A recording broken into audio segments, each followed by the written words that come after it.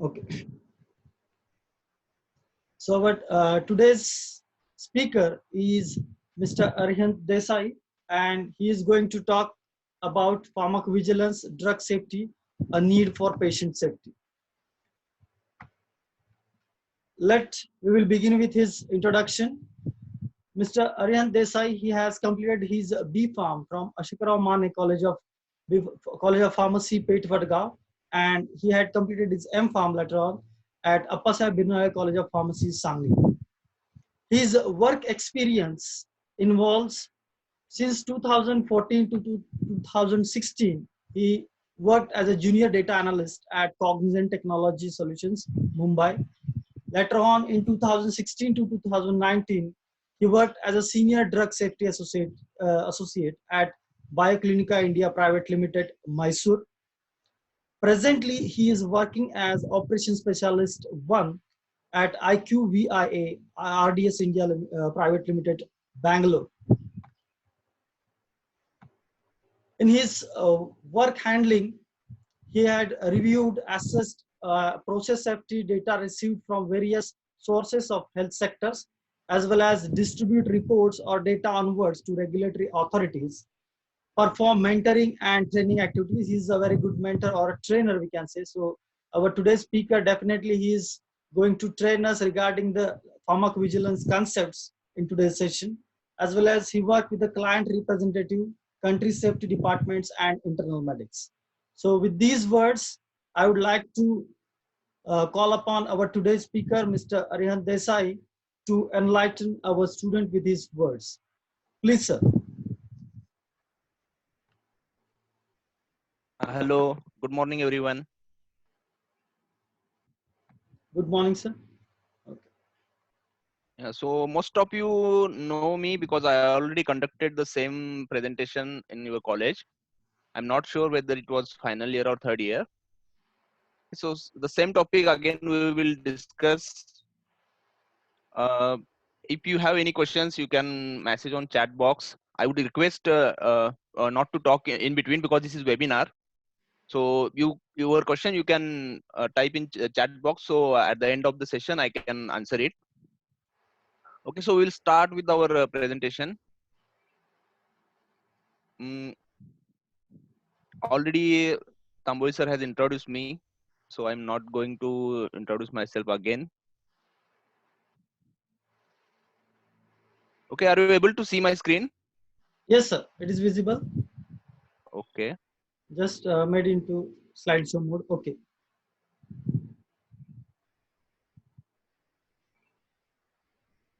Okay, sir. Good to go. Yeah, so the topic pharmacovigilance, drug safety, need for patient safety. So here two things. One is drug safety, second is patient safety. So why I'm saying drug safety here?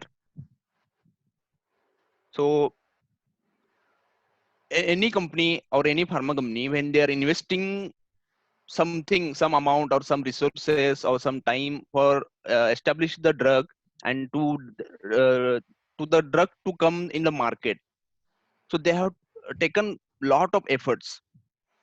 Okay, so um, they expect that something something input or output they would get, and something worthful should be come in market.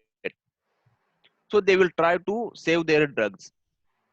Along with, we should care about the patient safety as well. So pharmacovigilance, what it deals with the adverse effects or side effects. In short, we can say the side effects.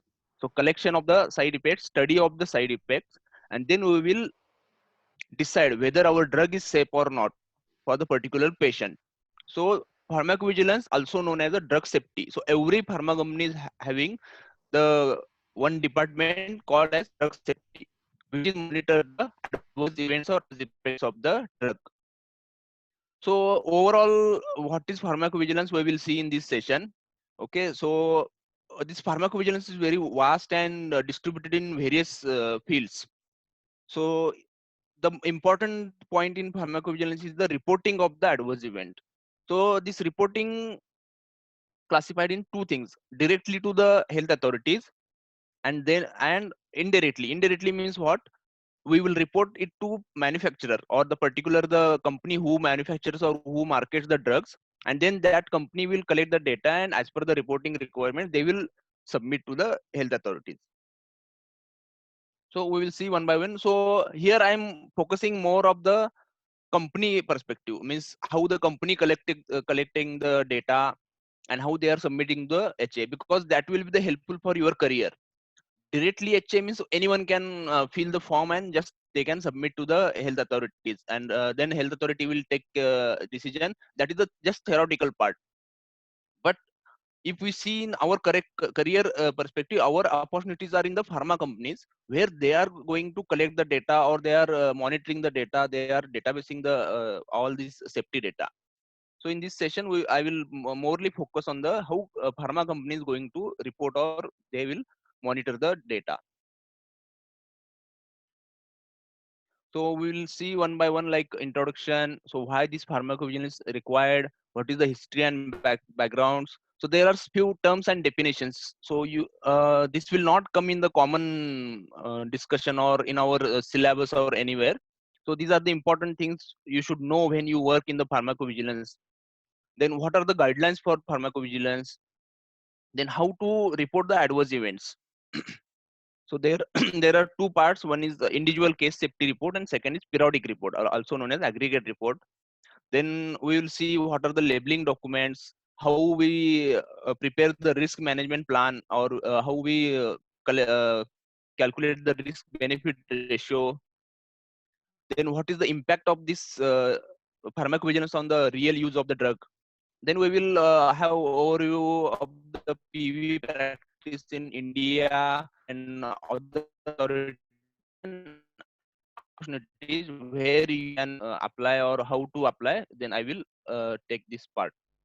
Okay, so if we see what is pharmacovigilance, so what WHO is saying. So as per WHO, pharmacovigilance is the science and activities relating to the detection, assessment, understanding, and prevention of adverse effects or any other drug related problem.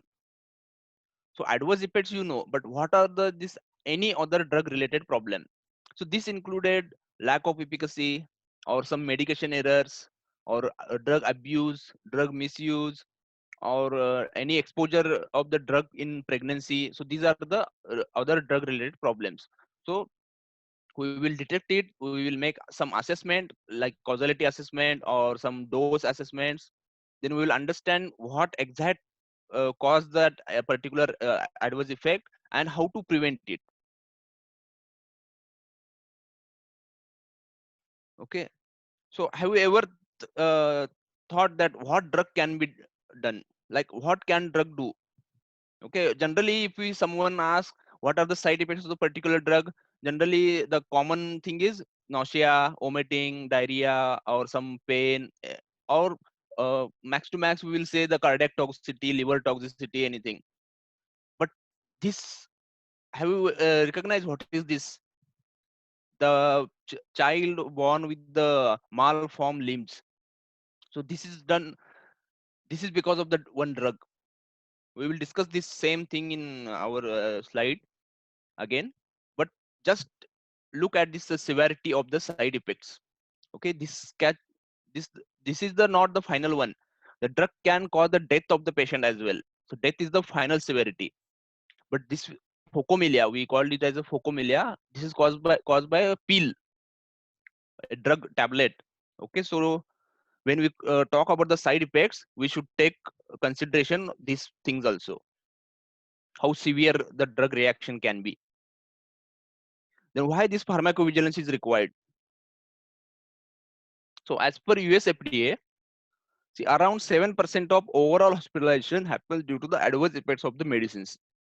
So this is the data from the United States itself. Whatever the hospitalization occurred of the patient due to various reasons, 7% of the hospitalization happens due to the adverse effects of the medicine itself. And adverse effect of the medicines are the fourth leading cause of death. See, so how severe the drug reactions are. The fourth leading cause of the death in United States. In if we see the world, it can be different. It can be third or second leading also. So this is what we required, the study of the adverse events or adverse effects to reduce this amount or this count. Then what is the history and background? How this pharmacovigilance got evolved, or how they started to analyze or detect the data. So we will see one by one. If we go in the history of pharmacovigilance started almost 170 years back, when a young girl from North England, she died in 1848. The first instance you can see, when she died because of chloroform. She was having some infected toenail, and for that removal, she was anesthetized by chloroform. So chloroform was in that time, but she died in the normal dose itself. And then someone realized, or that particular doctor realized, that this could be the side effect or this could be the adverse effect of that chloroform. And then that time they realized some study needs to be done, but in that era the situation was different. The reporting or collection data was not easy, communication methods were not there in that time, so it was not got evolved much. Then the very major incident happened in 1937, which is also known as sulfonilamide tragedy. Okay, so we will discuss that. So in this history, two major things happen. One is sulfonilamide tragedy, and second is thalidomide tragedy. So these two we should focus, and then later some Federal Food Drug Act in USA they proposed. Then GI toxicity with the aspirin or some yellow card. One by one it was started, but the major incidents are, one is sulfonilamide tragedy and second is thalidomide tragedy. So this is the sulfonilamide tragedy. So what happened actually? So sulfonilamide, um, in 1937, the elixir of this sulfonilamide was came in the market, in which the diethyl glycol was used as a solvent. And after taking this elixir, more than 100 people died after due to this formulation, and it was found that patients are dying due to this one. And then lot of studies done in this on this matter, and then they finalized that this elixir is causing death of the patient. So death is the final severity, nobody can afford the death due to the medicine. So they stopped this uh, particular formulation or for particular elixir. And then from 1938, then this showed the lack of the study regarding the drugs or testing of the drugs before it comes in the market. So usually we can say the clinical trial generally, that time efficacy of the drug was taken care. But what about the safety of the patient? Safety studies were not in that, uh, were not measured in that time. At the same time, if you heard about in 1940s, Nazi people did some experimentation on humans. It was completely brutal and illegal. So everybody in the world, they were thinking about some regulations should be there on the studies, and such safety studies should be done. Everyone was talking about, and some countries came together and then they made some guidelines or regulations. It was the war period, so it did not come in the picture very on the large scale, but somebody started to make the regulation for it. And then 1938, as a result of this sulfonilamide tragedies, USA made some laws, and they made some uh, mandation for the safety studies in the clinical trials. Then second biggest tragedy is the thalidomide or thalidomide disaster. This one is the darkest episode in the pharmaceutical research history, which occurred in between the 1950 to 1960. So you can see this picture. So how this was happened? See, thalidomide was a drug which, after years of the extensive animal test, was first marketed as a over-the-counter sedative. So it was a sleeping pill, and it was considered as a safe to for the pregnant women as well. So it was used for morning sickness for the uh, pregnant woman. It was considered that it will not cross the this placental barrier. So it was given to the pregnant woman for the as a sleeping pill or as a morning sickness. However, in the late 1950, what happened is more than 10,000 children in the overall 46 countries they born with malformed limbs. That is also called as phocomelia. So this phocomelia is very rare disease or rarest one. But suddenly in that in 1950, 51, 52 in that era, that time, more than 10,000 reports came with the phocomelia. And then somebody realized that something is wrong, and then they studied where they found that all these women or the mothers of that children were taking that thalidomide pills, and which cause the phocomelia, also known as uh, congenital anomaly. We can say it congenital or birth defects. And then everyone was is the drug should be safe in the when it comes to market. The studies should be done. So it was realized that even it comes to market, after coming in the market also we should study. We should have the report about these adverse effects. Then so we can reduce it. See this thing, once this birth defect happen, lifetime they should survive with these defects only. Why it was caused? Due to one drug, one pill. So the safety study came in the picture. And then some laws, regulations were started. Then in 1964, yellow card scheme was started in the UK. So what is yellow card is? Yellow card is one form for reporting the adverse effect. So if you feel anything uh, occurred to you or any side effect occurred to you due to the drug, you should feel that yellow card and you should submit to the that UK government or that regulatory authority. Then 1968, WHO started one program for international drug monitoring. So initially the 10 countries were there, including Australia, UK, USA, Germany. So these 10 countries came and they started one program for the international drug monitoring. So in 1982, benoxapropane was removed from the market of the US and UK. So why? Because it was linked with the more than 3,500 side effects. When they collected the data, they found that more than 3,500 reports came for the side effects of benoxapropane, where there were direct relationship with the events. There were direct relationship with the benoxapropane to that particular effects, and which including the cutaneous side effects, then gastrointestinal, hepatotoxicity, and CNS, and 61 death cases occurred due to the CNS and hepatotoxicity. So they directly in US and UK they directly removed the benoxapropane. Then you know the very famous thing in 1990 formation of ICH. You know everyone that ICH, when the European Union and US and Japan came together and they harmonized their guidelines and they formed the ICH. Then in 1992 the European Society of Pharmacovigilance was funded. So all these European countries came together, they made European Union, and then they started their European Society of Pharmacovigilance in 1992, where later it turned into the International Society for Pharmacovigilance. Then in 1995, they made their one agency, European Medicine Agency.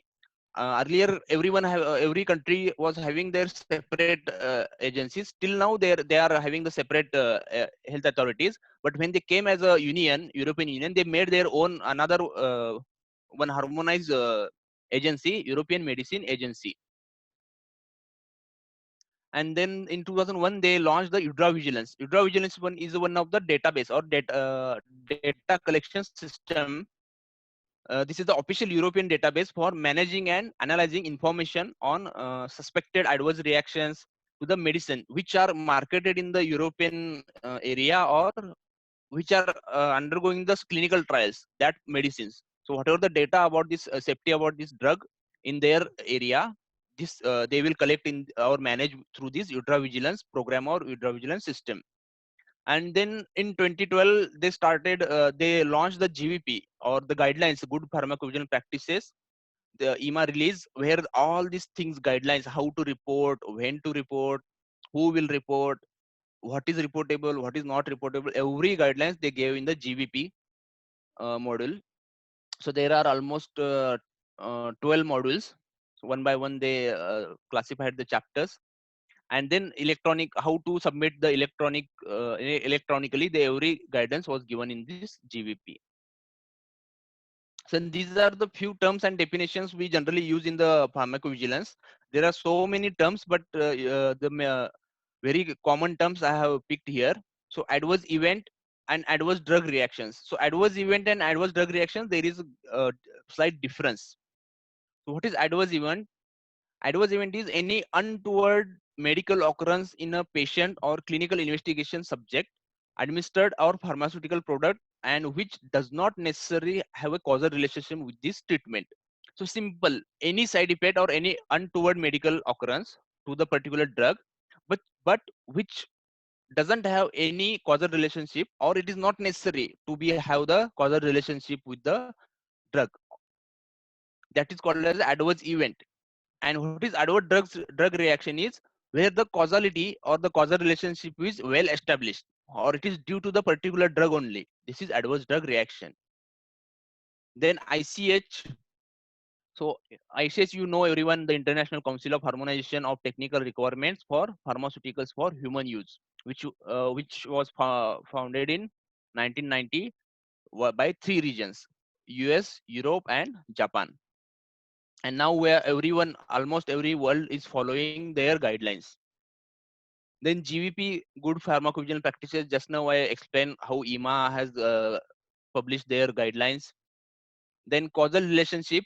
So what is causal relationship is said to exist when a drug is thought to have caused or contributed to occurrence of an adverse drug reaction. Means the particular reaction or particular event is occurred due to the particular drug. Then individual case safety report, or also called as ICSR. It is very important term. So this is an adverse event report for an individual patient. So for one patient, we made one report which called as an individual case safety report. Then risk in terms of PV, the probability of the harm being caused, usually expressed as a percent or ratio of the related or treated population. So this will, we will collect all the data, and then we will find how many people got this particular effect. Is it due to the drug? What is the frequency? What is the percentage of overall population? What is the ratio? That is so everything we will analyze, and then we will find one harmful effect, which is also known as a risk. The signal is, before confirming it as a risk, we will take it as a signal when it is undergoing to be study a particular event we are focusing. That will be the signal, a new safety finding within safety data that requires further investigation. So it can be confirmed signal, it can be false signal, or it can be unconfirmed signal. Then MAH means marketing authorization holder. So the who is going to market that drug particular in that particular country will be the marketing authorization holder. Manufacturer can be different, and marketing authorization holder can be different. In one country, somebody else is marketing the drug. The same drug was marketed in other country by some other companies also. So usually we do call it as a business partners or license partners. These are the few terms. There are so many terms, but I can't conduct here due to time limitation. Then guidelines for the pharmacovigilance. So what are the guidelines? So ICH has guidelines, E2 guidelines. So what E stands for? E is for efficacy. Efficacy, second guidelines is for pharmacovigilance. How to collect the data, how to report, what are the timelines, how we should manage the data, everything the guidelines were given. So these are the guidelines, not the regulations. Okay, I say just give the guidelines, we have to refer it, but what we have to follow is regulations. Who is going to make regulations? the government bodies. So particular countries, as per respective their as per their own local things, they will make the regulation. So the regulation can be different for the as per the countries or as per the regulatory authorities. So we know that ICH having 4 pillars: quality, efficacy, safety, and multidisciplinary. So this PV guidelines will come in the efficacy guidelines, and that to E2. Then GVP guidelines, GVP module, there are almost 14 modules which is published by EMA, European Medicine Agencies. And then 21 CFR, that is Code of Federal Regulation, Title 21, and Part 341.80. This is for US FDA. So this one, the last one, you can say these are the regulation, because this is by the directly came by the regulatory authorities, and this is mandatory in the US because this is the law actually. So according to this Code of Federal Regulations given in the Title 21 and this Part 31.14, we should submit the reports in the US. So according to every country is having their own regulations, but these are the major things. So almost everyone using ICH guidelines. Then in European, obviously GVP guidelines because EMA is publishing that, and in US we are following this 21 CFR. Then these are the E2B guidelines, sorry, E2 guidelines. So there are E2A to E2F. How the ICH has classified the guidelines. So E2A is for clinical safety data management. So what is the clinical data safety management? Means under the when clinical trial is going on, so how to manage the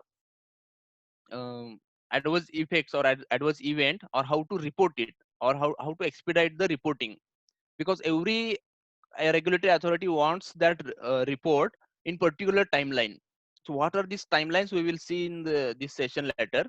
So in during this timeline they should be the report should be submitted. So how investigator in clinical trial, investigator will be the chief thing, or the main person will be the investigator.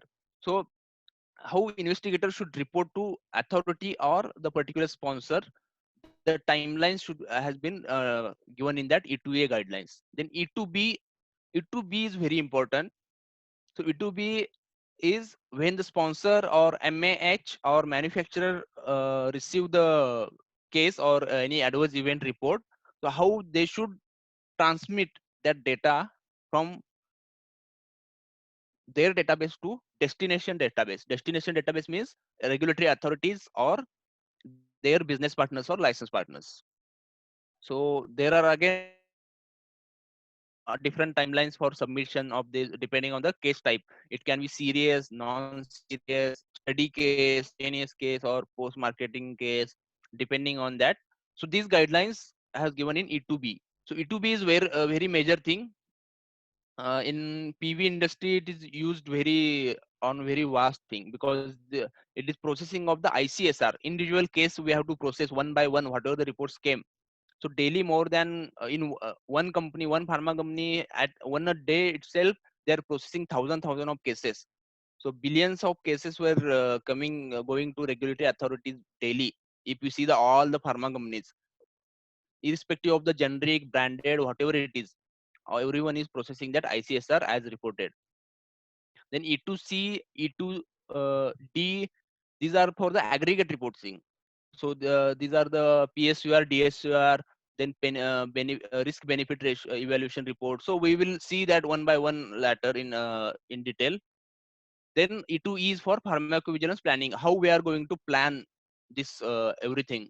How we are going to reduce the risk. What action we are going to take. Every guideline has been given in the this ICH guidelines. And E2F is development safety update report. Means when the drug is under clinical trial, all these ICSR when we report, we should make one aggregate report.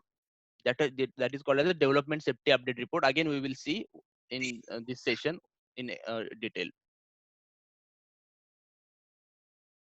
Then adverse event reporting. This is very important step in the PV.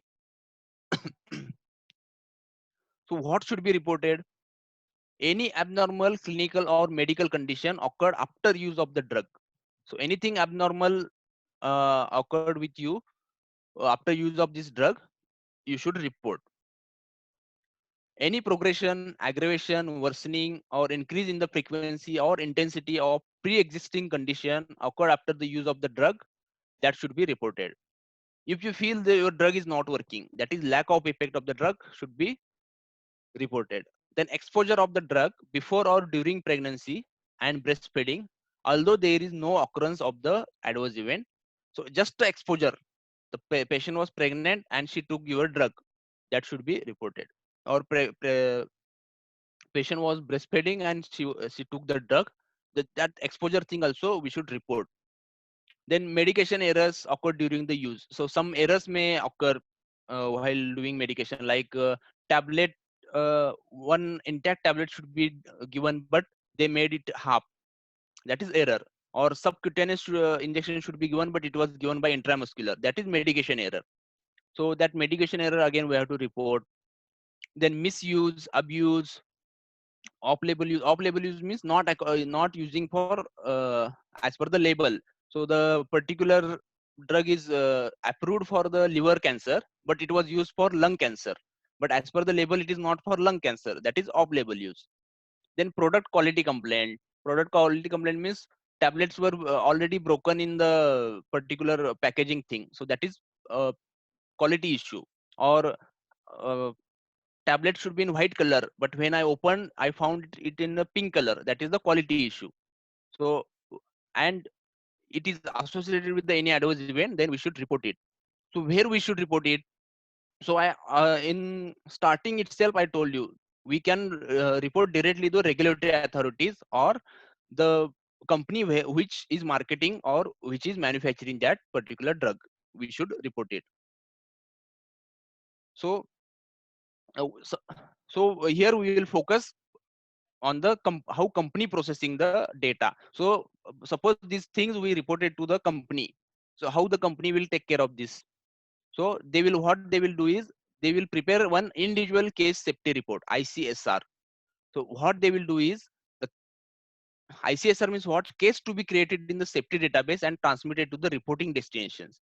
So one ICSR is having one patient only. One patient can have multiple ICSRs, but one ICSR contains only one patient. So generally what we'll do, whatever the report come for the particular patient, we will database it and one ID will be created. That ID is known as a case. So one case is for one patient. One patient can have multiple cases, no issue. So what are the four elements for the valid case or valid ICSR? One, that an identifiable patient. So patient identifier should be there, like gender, age, or their his initials, like that. Then identifiable reporter. Identifiable reporter means what? Physician, pharmacist, or patient itself, consumer, patient's family, nurse, anyone can be, anything can be. The next, suspect drug. Suspect drug means for which drug they are reporting that suspect drug. And an adverse event. Adverse event that I explain you, abnormal, any abnormal condition or anything from this list. So these four criteria should be there. Then we can make one ICS, valid ICSR. And then we will so what are the sources for the these reports? So one is solicited and second is unsolicited. Solicited means what? Company itself is organized one program to collect the data. So what are these sources for solicited? Clinical trials. Clinical trial, that particular company itself organized, and they will collect the safety data from it. Then some post authorization studies will be there. They will go to hospitals or some NGOs or some study they will conduct. Also we call as observation studies or past studies. So from that they will get these things. Some registries. So some companies they will have the tie-up and they will start one registries like HIV or pregnancy registries, um, or like some particular disease will come in picture. So in that particular they will involve, some companies will involve, they will give their drugs and they will form one registry. Then market research. So particular survey, market research in short we can say the survey. So company itself the involving in that collection of the data. So these are the sources for that particular adverse event reports. Then unsolicited. Unsolicited means voluntarily somebody is going to tell you. We are not going to collect, but somebody directly voluntarily they are reporting. So what are these? Spontaneous report from HCPs, consumer or patient. So somebody's taken one tablet, they and the patient is got headache, so they directly call to the MAH, that is marketing authorization holder or the manufacturer. So that is spontaneous. They can it can be by call, it can be by letter, it can be by email or any source, but company is not going to ask, but directly somebody is voluntarily reporting. Then literature articles, when different studies will occur, we will do and we will publish it in the literature journals. So company will search in that journals, and they will find that our drug is there and associated adverse event is there. But actually company is not asking to author to report it, but author has reported voluntarily. So that will be the unsolicited thing. Then some other companies, business partners or license partner or health authorities. So other companies means what? Suppose company A found the they received the report in which company B's product is also involved. So what they will do is they will report to company B also that your product is involved in this adverse event study or adverse event report, and they will report it. But our company B is not going to collect the data, but they are voluntarily giving it. And then business partner, health authorities, the business partners I told you, we are having agreement and they are collecting the data in their own region, and they will transmit to that other company B where their region is there. And some health authorities, so patient directly reported or physician directly reported to the country's particular health authority. They will do, health authority is restricted for their own country or own region, but that drug can be marketed in the different countries. So all these health authorities where the drug is getting marketed, that health authorities should know about this instance. So what they will do is they will report to the company or manufacturer, and then manufacturer responsibility to report to all these uh, health authorities where this drugs is getting marketed. And then social media, internet, newspaper or channel, or somebody can post on Facebook also, I took the paracetamol, I got this stomach ache or anything. So or in internet, some studies, some people will do studies and they will publish on internet, or some news will come, some news channels it will come, some online articles will be there. So author can do anything and they can report it there. So if company found that, they will collect the data from that and they will submit to the health authority. Then what is the processing of the ICSR? So from all these different sources, this data will be collected in the local site. Local site means what? In every country or every region, every company will set one offices. They called as the local offices. They will collect this data and they will forward to the global data management centers. And then global data management center will evaluate this data, and they will check if this four minimum criteria is getting qualified or not, like identifiable patient, reporter, drug and event. And they will classify all these cases different. Then which is also called as intake. So what they will call, they will make the entry of that particular report in the database. So database, there are few examples of database are Argus, Aris Global or Sapphire, Vigiflow. So these are the databases. So company can use anything, any database. So they will make entry of that particular report in their database. Then they will make the data entry as per the tabs given in the reporter tab, patient tab, product tab, event tab. So they will make entry, who is the reporter, what is the patient details, what are the drug details. Drug details means dose, action taken, route, everything, drug name. Then event, they will make what reported, what is the causality, what is the seriousness, everything. Then medical assessment. In data entry also we have to write narrative as well. In ICSR they will write narrative, means a brief summary of the particular case. They will one story they will write what happened when the patient diagnosed with some disease, then for that disease particular drug has been taken, and then that after taking this particular drug some event occurred. So what is the outcome, what is the causality, everything we have to narrate that and write in that database column. Then medical assessment. What is medical assessment is, medics will do means company will do their own assessment whether particular reported event can occur due to our drug or not. That assessment they will mention. Then distribution or reporting. Distribution or reporting means once we complete this case, we will distribute to the particular health authorities or business partners or license partners. So it will go to that regulatory authorities and they will take. And then follow up request means if we feel that some other information we need to complete the assessment of the case, then we will request to the reporter to give some extra information. So this is about the ICSR.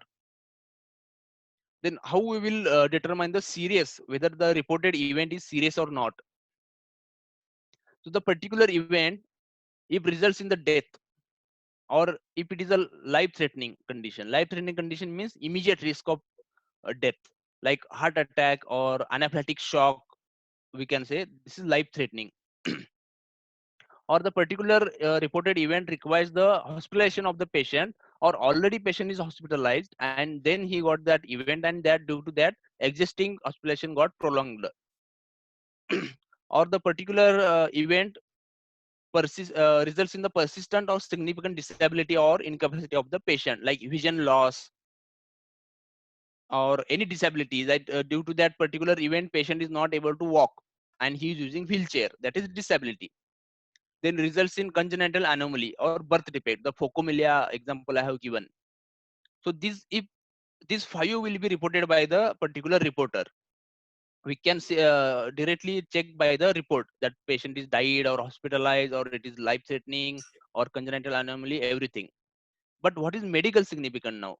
So if these five things are reported, we will make our report as a serious. But what about the sixth is the medical significant? So what EMA, now it came as a worldwide, but initially EMA started it when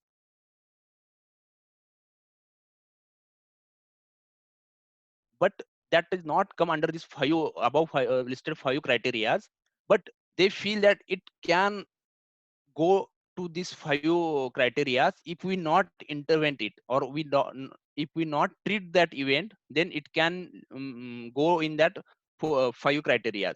So they have made one list known as important medical events. So that list is available in every database. If it is that particular event is available there, then we will make that event as a serious. So these are the six criteria for the seriousness. Then coding of the events. This is very important thing in the PV. So the wording used by the reporter for AE is called as verbatim. So reporter can say anything. If suppose fever, he has the report as a fever, so he can mention in his local language as well. Or sometimes he will say my body temperature got increased, or sometimes he will say pyrexia. Anything wording he can use is called as a verbatim.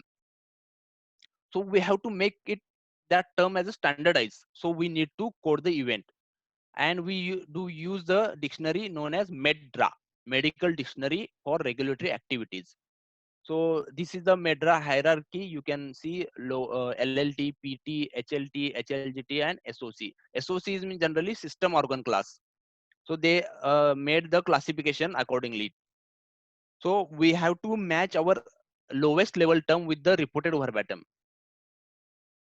If suppose fever is given, we will check if the fever is available or the closest term is available in the lowest level term, and we will code that particular event. So for MEDRA, one separate session needs to be taken, then only you will understand. But as of now, you just remember that for coding of the adverse event, we use the MEDRA, Medical Dictionary for Regulatory Activities. Then medical assessment for the causality. So how we will make the assessment, company causality assessment? Because for every ICSR, the company should give their causality explanation to the health authority.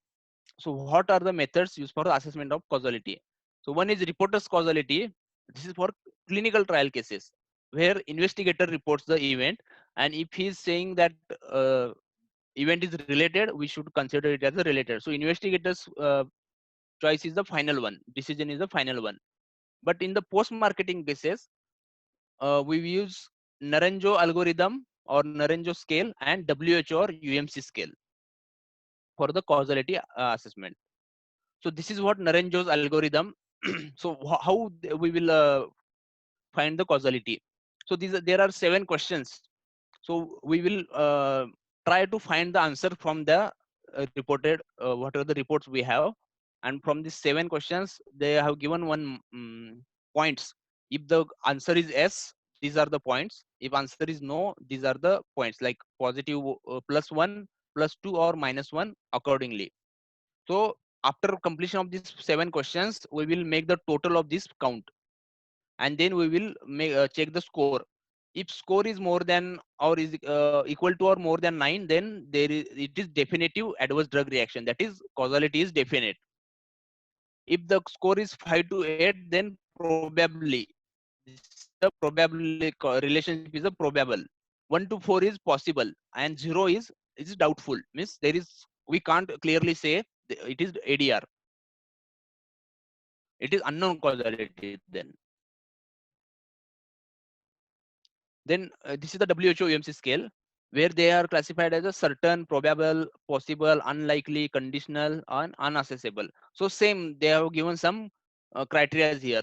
If event or laboratory test abnormality with the plausible time relationship in, like this all this question we will try to find the answer from the reported, and then accordingly we will make the decision whether it is causality is certain, probable, possible, everything. Then what are the timelines for submission of the ICSRs? So timeline starts from the day on which a drug company or a MAH received the report. That date is considered as a day 0, and then calculation started with the calendar days. So suppose our reported event is suspected. Suspected means the causal relationship is a related. Then unexpected. Unexpected means which is not, this particular event is not there in our labeling document. So we don't know. This is one new event came. Then which is serious. Serious means I already told the seriousness criteria. So if it is fatal or life threatening. So if the seriousness criteria is fatal and life threatening, the event is related and unexpected, then within the 7 calendar days, that if this report is from clinical trial, within the 7 calendar days, that report should be submitted to the health authorities. If it is post marketing report or spontaneous report, then within 15 calendar days we should report. Then sooner, other than fatal and life threatening, that is hospitalization, disability, or medically significant, and it is clinical trial 15 calendar days, post marketed reports 15 calendar days. If it is non serious events, in clinical trial reports, non serious reports are not mandatory, and if it is post marketing reports, the timelines may vary from 30 to 90 calendar days according to the country. Some countries needs in 30 days, some countries or some regulatory authorities in 90 days. So we can say, take in the worst scenario 30 days. Then periodic reporting. So now we completed the ICSR or individual case safety reporting. Now what will happen is, with the particular period, we will collect all these ICSR about this drug. Suppose drug A is there, so we will collect all the ICSR reporting within particular time of period. We will collect all the ICSRs, and we will analyze it. We will make the filters like age or gender or ethnicity with the different criteria. We will make classification, and we will uh, collect the data in a collective manner. So it is also known as the aggregate reporting. So for clinical trial, what we will do is, this report is known as developmental safety update report. ICH E2F guidelines are there.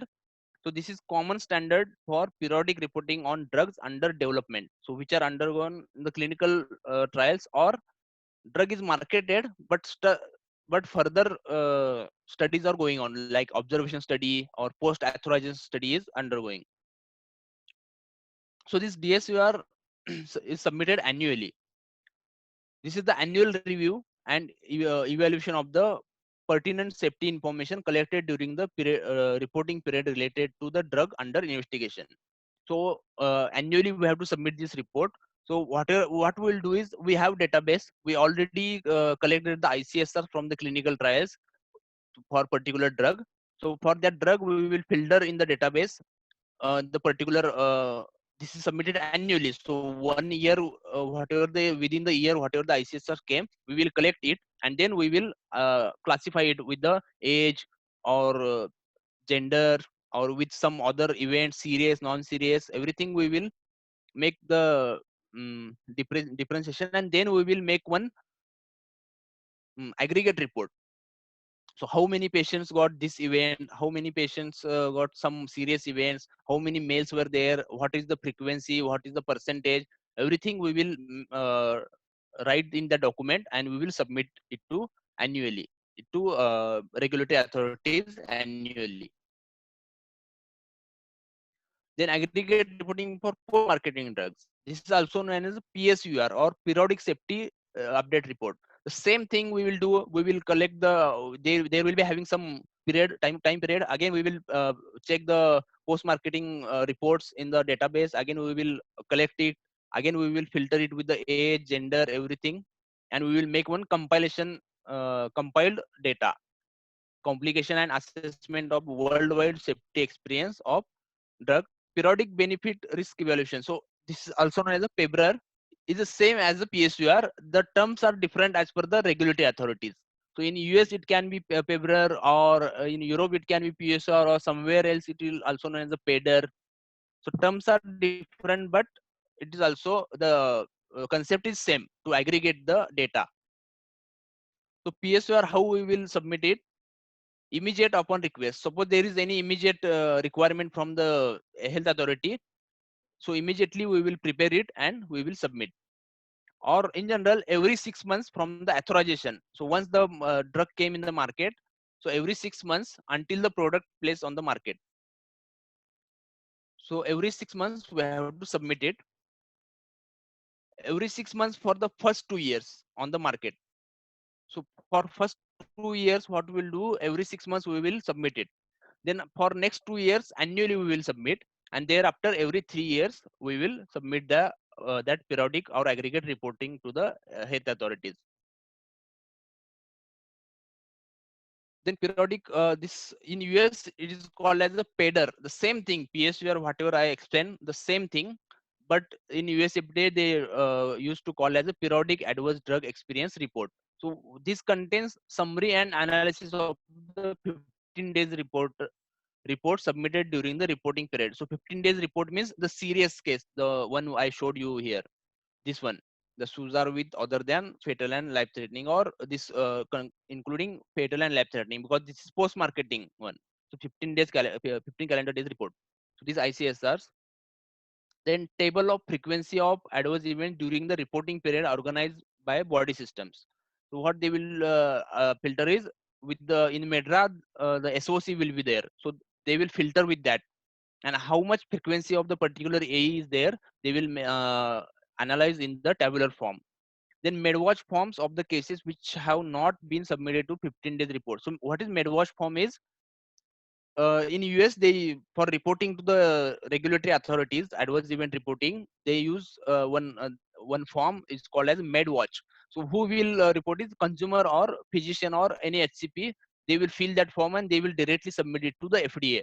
So here company or any particular pharma company or manufacturer or MA is not involved. So what they will do, and periodically the FDA will check these medwatches and they will send it to the company to include these reports in their PEDR, periodic adverse drug experience reports. And then finally, this document contains action taken for safety reasons since the last reporting period.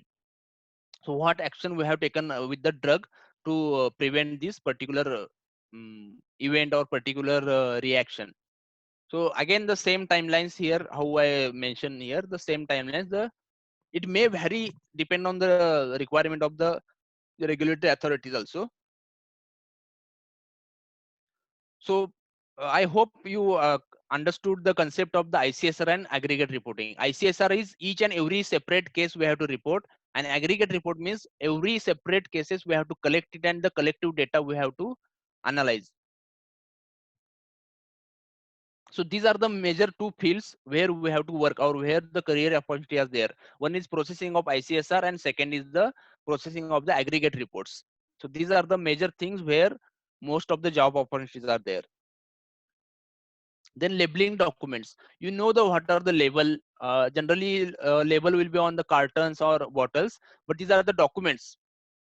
So one is investigator's brochure. So this is for the clinical trial uh, or clinical trial phase. So this will be towards the investigator, or it will be present in the trial file. In clinical trial, there will be master file or trial. We used to call as trial master file (TMF). In there, it will be present. So where all the expected events, what are the expected side effects, this will be the labeled in there. So everything will be there, like dose, contents, what are the other things, route, indication, everything will be there. And again, one part, safety part will be there, where expected adverse events or adverse reactions are listed. Then CCDS, this CCDS, CCSI, USPI, SMPC all are the same things. Only these terms are different because of some different regions. So in US they used to call as United States Prescribing Information. In Europe generally they will use SMPC, Summary of Product Characteristics. In worldwide generally CCDS, Company Core Data Sheet, and Company Core Safety Information will be used. So what these things contains us, whatever the label, whatever the information of the drug, who is manufacturer, what is be the dose, what will be the contraindication, what are the complications, what are the indications, what is the side effects, everything will be there in that document, in the particular labeling document. So when we print the label on our cartons or on bottles, it is not possible to include every data on that label. So for that, these documents were made. Sometimes package insert will be there. The same thing that USPI prescribing information means, that package insert itself, it will be there. Sometimes they will mention in that cartons, some package insert will be there. So these are the labeling documents. So these documents were prepared after this aggregate reporting. Once we collect all this data, and then we will come to conclusion that this much percentage were found. So this is the definite adverse reactions. So we'll make change in that labeling document periodically. So depending on this data, we will prepare our this labeling documents. Then risk management plan or risk benefit ratio. So what is the RMP? This a documented plan that describes the risk, adverse drug reaction, and potential adverse drug reactions associated with the use of the drug and how they are being handled. So once we after this data, we come to know that something is happening with our drug, with due to our drug, some adverse events or potential adverse reactions is there. So how we are going to handle. So this will the one plan will be there. We will make one plan. This is called as a RMP, risk management plan. So the overall goal of this RMP is to assure the positive risk benefit profile once the drug is marketed. So we will directly we can find that what is the risk and benefit. So whether patient is all this population, not particular patient, all the population is getting risk is more or benefit is more. So if risk is more, obviously there is no we have to take some actions towards the drug. So this all these things we have to document it, and we have to submit to the regulatory authorities, and they will take the action, or they will approve the to take the actions. So the risk described in the RMP fall into one of the three categories. Identified risk means we identified the risk. This is the final that this is the risk due to our drug. Potential risk means still we are not finalized it, but it there are more there is much more attribution towards our drug only, that is potential risk. And unknown risk means we don't know whether our drug is causing this risk or not, but it is unknown, but we have to take it the responsibility for it.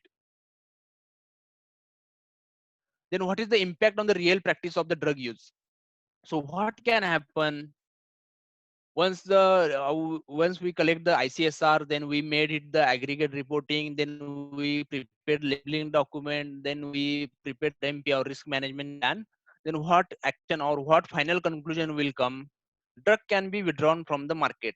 Okay, if the drug is not safe, it can be withdrawn from the market, or a particular batch or lot of the drug can be withdrawn from the market, or a particular formulation of the drug can be withdrawn from the market, or there could be change in the dose or dose schedule of the drug which can prevent the adverse events. Then change in the labeling can be done, like we will on the label we will paste some warnings or drug label or package insert for the possible side effect, that is these are the possible side effects of this drug, so please discuss with your physician before taking the drug. That like that in the labeling we will mention, or warning for contraindication and allergies, so a pregnant woman should not be taken, or some those who are having allergy to the particular substance should not be take this drug, like this warning we will mention on the label. So from these things we can prevent the occurrence of the adverse event. And warning for the special population, we can mention that adult it should be for adult patient only, pediatric patient should not be take, or keep out of reach from the children, like these warnings we can mention on the labels, so we can prevent the occurrence of the adverse events. Then PV practice in India. So everyone know our regulatory authority is CDSCO. So we have this CDSCO regulates the our pharmacovigilance practice, also known as pharmacovigilance program of the India. So in 1st Jan 2005, so we came very late in the picture for the pharmacovigilance or drug safety, when WHO sponsored and World Bank funded National Pharmacovigilance Program started for the India. Then in 2010, 14th July 2010, PVP, that is Pharmacovigilance Program, was started helps of AIMS Hospital, New Delhi, and it made as a national coordination center for the pharmacovigilance in the India. So main it was conducted through the AIMS in New Delhi. So whatever the data we are getting in India, it was management was done by the VGFlow system. We have the database VGFlow. Then SCPs or drug manufacturers should report the national, zonal, regional, or peripheral PV centers by filing a ADR monitoring form. So we have one form, ADR monitoring form. So in India, consumer directly can't report to the CDSCO. Okay, either it should be physician, pharmacist, or nurse, or any healthcare professional, or a particular drug manufacturer or MAH. So what are these national, zonal, regional, peripheral PV centers? So here our structure, the main is the CDSCO and National PV Committee, that is AIMS. Then they made it zonal, regional, and peripheral. So they prepared one zone, that is northeast and southwest. Then again in that zonal, they made as a region or regional PV, north, east, south, west. Then again with the north, some peripheral centers they opened in east. Every as per the region, they started some peripheral centers. So here we can say we have Mirrors Medical College as a peripheral center where we can report it. So no need to go directly to CDSCO. We can report directly to CDSCO also, but instead of that, you can directly go to peripheral center, and there you can report your adverse event reports. So only who can report is HCP, that is physician, nurse, pharmacist, or uh, any drug company or MAH. So nearest one is Mirrors Medical Center, or in Pune Medical College, you can say that peripheral PV is there. Then this is the form where we have to form is ADR monitoring form. This is available on the CDSCO website. So we have to fill all this data and we have to submit to that particular peripheral, regional, or any stage you can submit it. Then PV practice in the major health authorities. So US FDA, how in India we use ADR monitoring form. The same thing in the US FDA, they use MedWatch form. Their consumer MedWatch form is different from consumer and for HCPs, and from post marketing and from clinical trial there are different forms. Then EMA handles through the UDRA vigilance. So we can send the data to in any form, email, letter, whatever. So they will manage through the UDRA vigilance database. Then PMDA is a Japan health authority. So local and global means what? So PMDA requires all the reports in their own local language, that is Japanese language. But at the same time, we have to submit globally as well. So in global, we use English. So we have to process that particular report 2 times, one in the local language and second in the global language. So suppose the report first came to global, then we will process in English and then we'll send to the that particular Japan processing center, and then they will make translate to the local language and they will submit. Initially, if suppose in Japan it is reported, so they that Japan people they will report in the local language and they will send to the global management thing, and then we have to translate to it to English and then we have to submit it. Then MHRA is for UK. So they are having a form known as yellow card. This one is the old one. Very initially they started up almost in 1962. They started yellow card. The same thing. The how we ADR monitoring form is there. The same they are having yellow card. So in that all the information we have to fill and we have to submit to the authority. Then ANSM, the National Agency for the Safety of the Medicine and Health Products, that is Spain. So what is the special requirement for the Spain is the one thing I explained as narrative. We have to write the narrative in the ICSRs. We have to make the narration. So they required additional narrative in the Spanish language. That is one will be in the English, and again that same narrative they need in the Spanish language as well. So these are the some major health authorities requirements for the PV. Then what are the career opportunities here? So you can apply in the pharmaceutical companies because every pharma company is having the drug safety department. So you can apply there. Then the major thing, the 80% of the opportunities are here. CRO or third party service provider or vendor companies. So I have given some examples here. So Cognizant, uh, TCS, IQVIA, Covance, Accenture, Bioclinica, Springer Nature, Wipro, Icon, Aris Global. These are the major one. Again, few other companies are there where you will get the opportunities for the in the PV industry. So these are the CROs or third-party service provider or vendors companies. So Cognizant is in Mumbai, Pune, Hyderabad, Bangalore, or Coimbatore. TCS is also in Mumbai, Pune, Nagpur, Bangalore. IQVIA is in Bangalore, Mumbai, and Kochi. Covance, Bangalore, Pune, I think Mumbai also. Then Accenture, Chennai, Bangalore, Mumbai, I think recently they started. Then Bioclinica currently located in the Mysore. Springer Nature also previously it was known as Crest Pre Media. It is located at Pune. Wipro in the Delhi, Mumbai. Icon, Chennai and Kochi. Aris Global again Bangalore and Mysore. Then you can have opportunity in regulatory agencies as well, but you need you should be experienced in the PV field. Then some regulatory agencies they will give some projects to you and some training institutes. So you can apply if you having the good knowledge or good presentation skill, you can apply in the training institutes also. There are few training institutes available, so you can search and you can if you have the good knowledge you can apply there also. So what are the skill requirements? Domain knowledge. So what is exact pharmacovigilance? What are the rules? What are the regulations? Then medical knowledge. Medical knowledge means what are the side effects? How the drug acts? What are the events? What are the clinical events? Like you should know pneumonia, symptoms of pneumonia, everything. Then communication skill.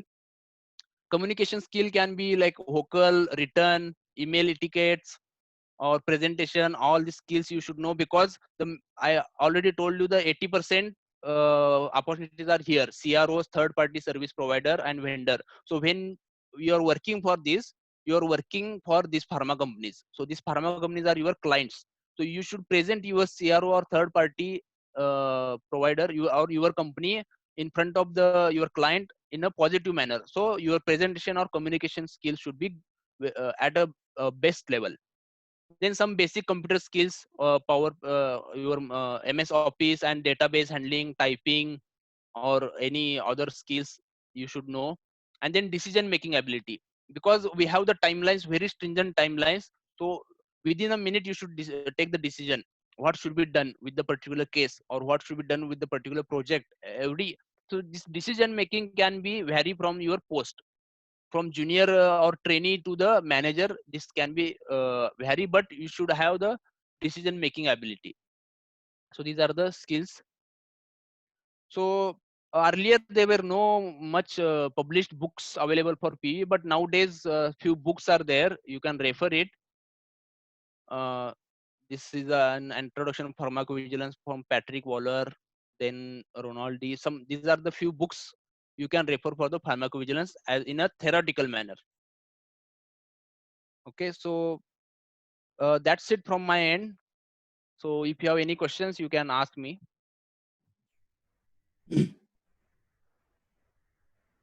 So thank you very much, Desai sir, for such a nice, informative session. So we learned so many things, so many new things from this session, mainly individual case safety report. And I think the pharmacovigilance, it is this pharmacist responsibility mainly. Means in the today's era, first of all, the patient where he's going to approach is he's going to approach the pharmacist, and pharmacists come to know about patient side reaction first. So basically, we the pharmacist must care regarding the adverse reaction reporting.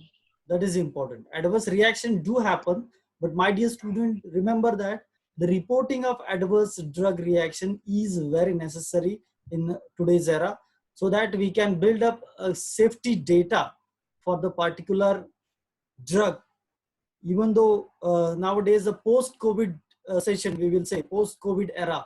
So if we are receiving the vaccine also, so we have to report if there is some adverse reactions with the vaccine. So likewise, every day the new drugs or new formulations are coming to the market, and our responsibility to make people aware that we must report the adverse drug reaction, so that it may be to the peripheral center or it may be to the zonal center or anything else. So definitely a pharmacovigilance program of India is going to help us in this session. So our speaker introduced us regarding the pharmacovigilance program of India. That is a great information.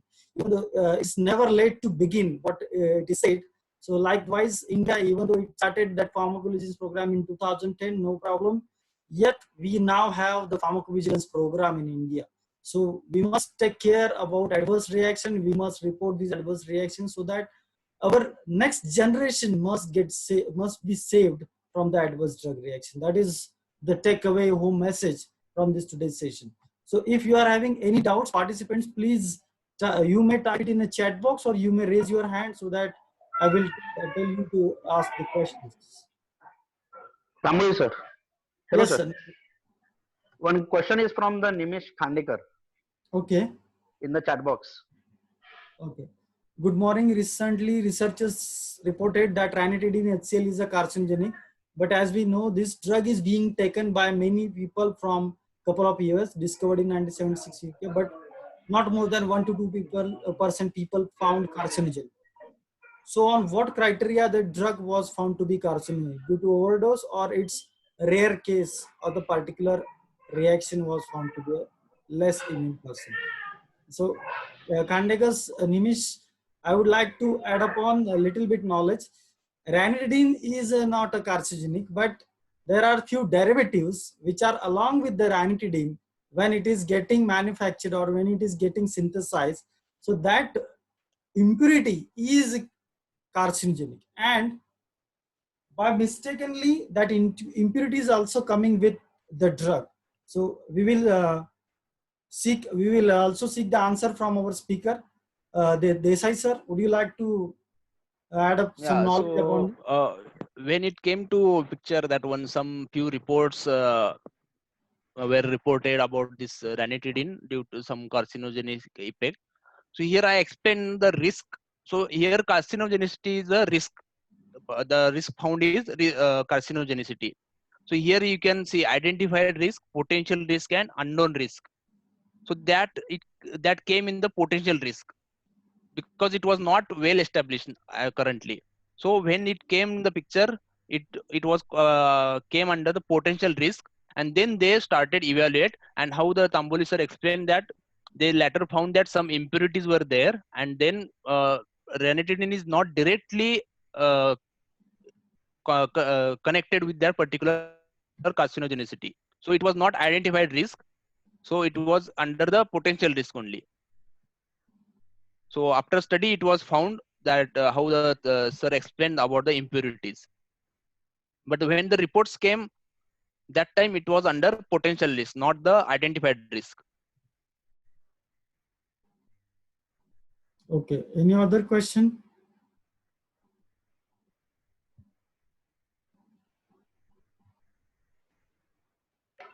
Hello, sir. Okay, Nargati sir, please ask. Hello. Sir. I just wanted to ask to Aryan, sir, whether there are any pharmacovigilance training centers available in the India. Means I think certain institutes are Yeah, giving there trainings are on the few. pharmacovigilance There as an are few online course. institutes available. Some are Can you giving just tell online. it to the students? Yeah, Means so that some can are be giving helpful to the online students also. guide trainings also, or some institute just providing study materials as well, or some institute are taking classroom sessions as well. So in Pune, Mumbai, or Bangalore and Hyderabad, there are few institutes are there, like Clean India or Clean Biotech or India Biotech. Some institutes are there. So they are providing some training and guidance for it. Some are placement centers also. So what they will give is whatever I explain here in brief, they will give explain everything in the deep. What are the ICH guidelines? What are the GVP guidelines? What they will give the some actual database to use you to have the hand-on experience, and then they will provide some certificates as well. But in my point, this is not the requirement from the companies. Whatever the companies explain here, pharmaceutical companies or CROs, this is not the mandatory that you should know. You should have the certificate is not the mandatory one. You should just pass the your graduation from the healthcare center, that is pharmacy or nursing. That is the minimum criteria. So for your extra knowledge or to skill development, you can join that training institute. But I clearly say that is not the mandatory requirement for the job. That's it. Okay, sir. Thank you, sir. One more question is from Dhanaji Patil. Yeah. Uh, as a fresher in a pharmacovigilance, what is the job title? See, job title is different from company to company. Okay, every company will having their own designation system. So generally, as a fresher, it will be a trainee. Generally, they will take as a trainee. So it can be for first 6 months or for first year. Then some will take as a junior safety officer or junior drug safety officer. Depends on the company to company. Okay, sir. Thank you, sir. Hello. Hello. Yeah. Yes, ma'am. Hello. Good Please ask. morning, sir.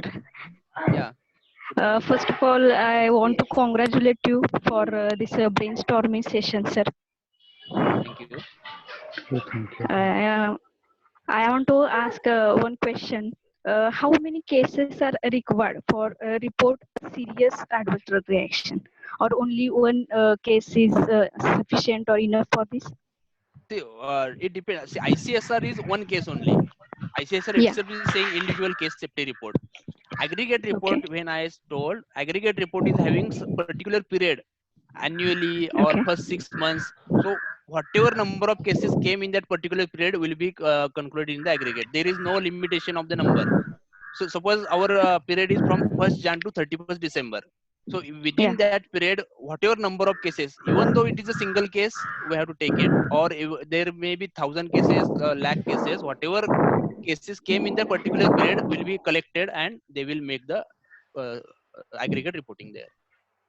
Okay, okay. Thank you, sir. There is no limitation for the number of cases. There is a time period. Yes. That's why it is called as a periodic reports also. Okay, okay. Very nice information. So means almost every country is having its own forms, and also we do have the pharmacovigilance with adverse drug reaction reporting form. I Yes. request all the students, please go through these forms also.